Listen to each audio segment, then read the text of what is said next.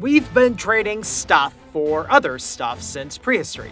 Ancient economies would run on random objects like cocoa beans, seashells, and pieces of cloth, which were then used for bartering and, of course, taxes. With the advancement of metallurgy technology, most of humanity started to use meltable, cuttable, and grindable metal as currency. See, the whole point of currency is that it should hold value. Whenever something holds value, parasitic vultures inevitably swoop in to fake it for a quick buck. Prehistoric forgers faked cocoa beans with clay and passed off brass as gold. Let's set sail for counterfeits! The weapon that can sink entire nations without spilling a drop of blood.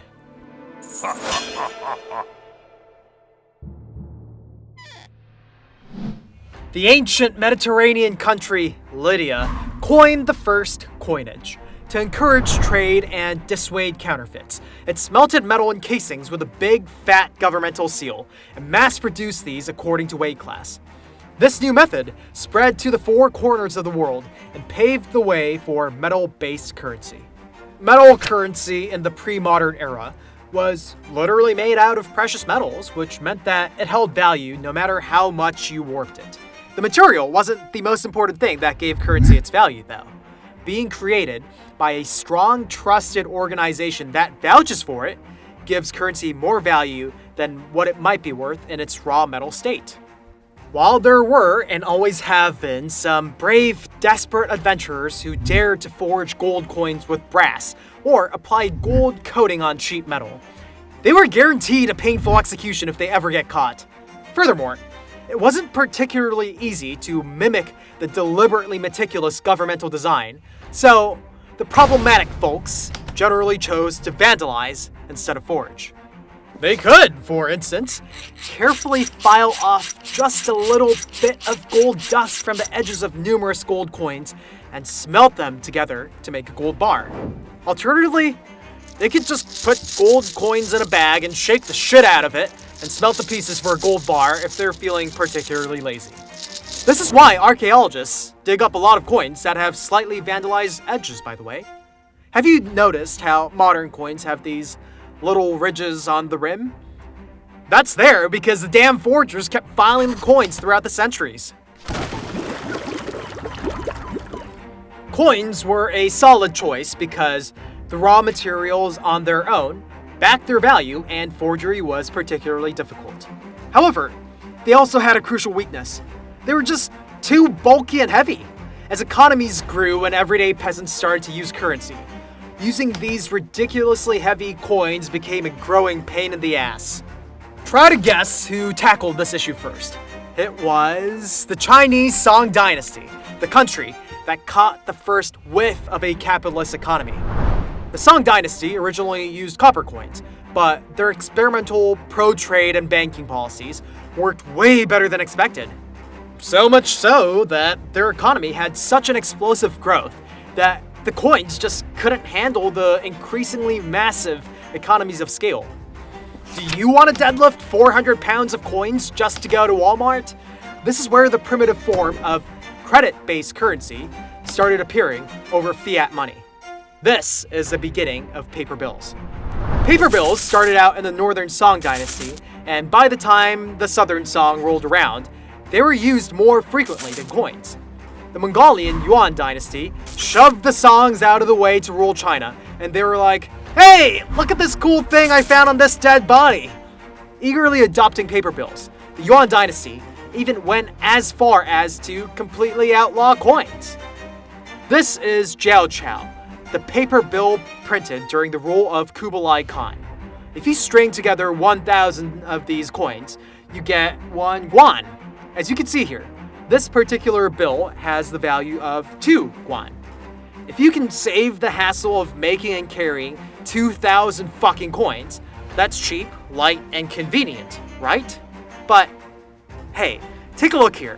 It says, I'm not reading that, but it translates to, forgers will be put to death. Snitches will be rewarded 5 denominations of silver, as well as the forger's entire net worth. Fucking yikes! Paper-based currency attracted too many forgers upon its birth, and thus the government made it a crime that you literally had to risk your life for, with the same consequences as if you just killed someone. The reason why $1 is worth $1 is because the Federal Reserve guarantees it. This is why people can more or less trust the value of $1 and not use it to wipe their ass. This is really unlike gold coins, which is still gold regardless of if you melt, cut, or smash them. Paper bills require trust in the central authority. What happens, though, if an unauthorized third party somehow mass prints them?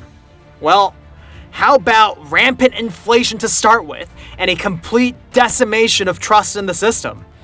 Let's say that you want to really screw over a particular country out of spite, yeah? A good way to destroy it from the inside would be to just spray counterfeit bills. This is what led to the rather hilarious pattern of Western countries carpet bombing each other with their respective fake currencies on a governmental scale during wars. After the French Revolution and the resulting bloody clusterfuck of France versus the world, the First French Republic was helpless against its cheap shot. There were 3 billion livres in circulation in 1793.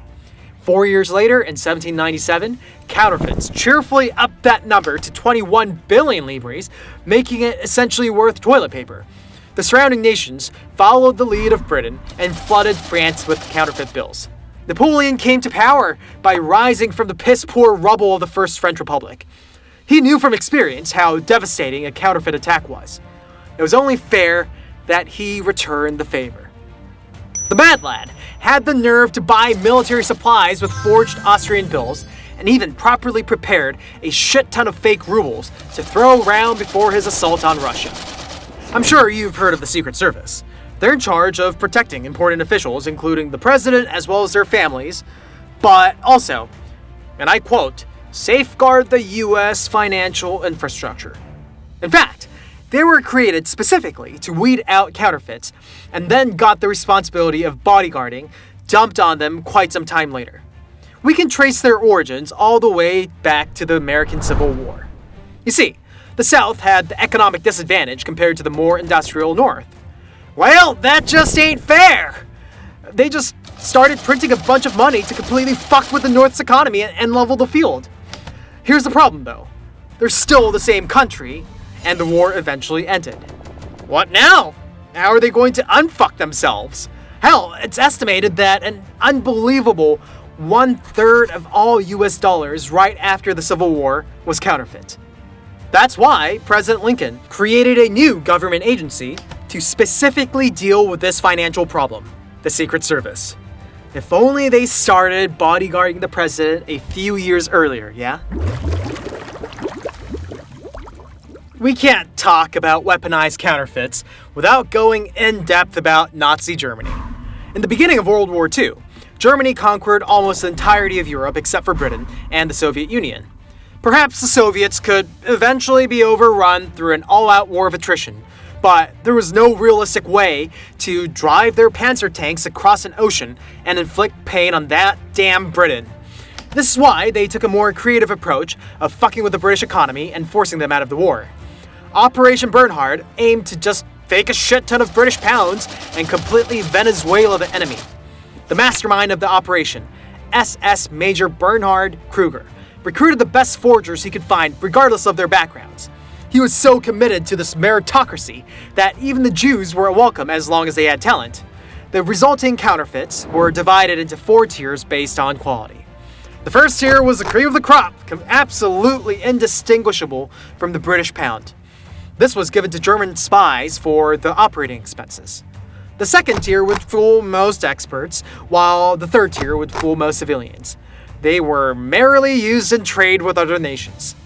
The fourth tier could probably kind of fool your everyday townfolk, and the Germans intended to literally airdrop these and make it rain all over Britain. Unlike what strippers may tell you. This is not good for you. These counterfeits turned out to be meticulously crafted, exceptional works of art. They forged a staggering 134 million pounds, which would be worth around 10 billion US dollars in 2022. To give you some perspective, this was 4 times what the British Treasury had at that time. This amount of fake currency would have irreparably fucked the British economy for good. Luckily for the British, not all of these counterfeits were released into the wild. Luftwaffe Command-in-Chief Hermann Göring and the Reich Führer Heimlich Himmler just couldn't agree on the logistic details of the operation, and the war was entering the irreversible endgame by the time everything was ready.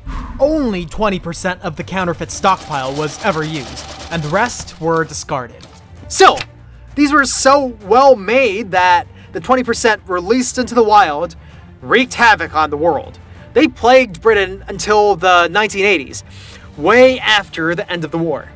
The counterfeits, directly infused into the British economy by the German spies, were premium quality, indistinguishable first tiers, while the second and third tier forgeries were circulating internationally in places like the Middle East, making them practically impossible to track down. What happened to Major Bernhard Kruger, the scourge that tortured Britain for decades with his craft? Well, he was found not guilty in the Nuremberg trials and released after 3 years.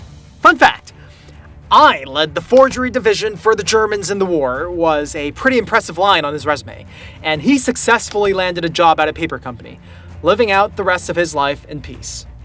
You see, forgery was such a meticulous, technical job requiring the best voluntary talent in the world that he had to be nice to his employees, and the Jews working under him testified that Bernhard Kruger was an all-around nice guy. Furthermore, pretty much every country had a secret forgery division back then, so it wasn't like he was doing anything particularly egregious. His only crime was being good at his job. A bit too good at his job. While we've moved past from World War II, and there aren't any more counterfeits on a governmental scale nowadays, probably, there are still a lot more counterfeits in circulation than you might think. The 2 countries that suffer the most from this plague are America and China. They're tormented in slightly different manners, with China having an internal problem and America having an external one. China does have a reputation for making shitty knockoffs, and you betcha they're gonna extend their talents to counterfeiting as well. Hell, it is claimed that up to 70% of all 100 yuan bills are fake. In fact, up until very recently, a lot of Chinese small businesses straight up refused to accept any 100 yuan bills. The few times they did, they would do all sorts of little tests, like examining the bills with a light, rubbing them, and even putting these bills through a machine, even if it's just one. Well, this is no longer a problem for the most part. China, surprise surprise, was heavily incentivized to build a stellar digital payment infrastructure, with systems like Alipay and WeChat Pay successfully integrated into the lives of everyday people. Even the Chinese hobos use QR codes for panhandling. While I'm sure the Chinese Communist Party was more than happy to observe the spending habits of its citizens, not having to worry about counterfeits made everybody's lives significantly easier, to the point where a potentially dystopian financial system was adopted without much pushback from anyone. America suffers because the dollar is used as a global currency. You could utilize dollars for trade essentially anywhere in the world, which makes forgery a particularly attractive choice. If they get big enough, most criminal organizations try their hand at counterfeiting dollars as well as, drugs and gambling. You might hear something in the news every now and again about some particularly good forgeries. These unbelievably meticulous counterfeit dollars are called super notes. They're so well made that not even American experts can tell these apart, and it's done at such a high level that ordinary citizens or even criminal organizations can't pull this off. Who's behind it? The strongest suspects are North Korea and Russia, but we don't know for sure. Most paper bills printed nowadays spend an unbelievable amount of effort to prevent counterfeits. They might add micro letters, literal silver linings, or secret pictures that show up if you put a light to it, as well as ultraviolet ink, color-changing ink, and even fucking holograms. Putting this much extra work into producing bills make counterfeiting more difficult, sure, but also so much more expensive that it hopefully wouldn't be economically worth it to go through all the steps. Currency is the manifestation of modern civilization and economies. As long as currency exists in its physical form, I'm sure counterfeits will tenaciously somehow survive.